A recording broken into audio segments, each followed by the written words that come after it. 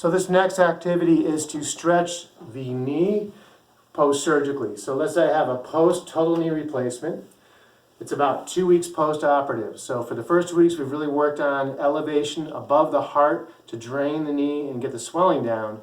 Now the emphasis as that 2 to 6 week mark, that subacute phase of tissue repair is occurring, we want to really make sure that scar tissue, as it's developing and going into the knee, is being directed as to how to behave. So how much elasticity there is and which way the fibers orient. So if I have a knee fibers that are lying themselves down inside, I don't want them to be immobile and look like a bowl of spaghetti. I want to put a little tension as we're healing so that they look much more oriented and vertical, so that they have more mobility and more efficiency and less clumpy.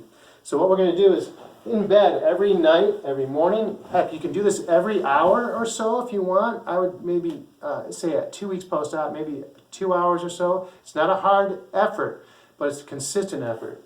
So what you're going to do is lie on your back in bed.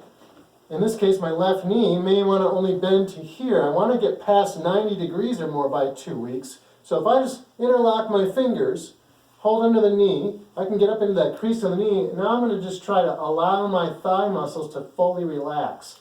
You're going to be fighting a reflex here. The muscles are being told to hold, and the knee's saying, hold me, and your brain can say, no, no, relax, relax, relax. And just let that hang by its own weight. If you just relax your arms and your leg and get into a zone and try to meditate yourself into that knee flexion, over time you'll get a little extra stretch onto that knee.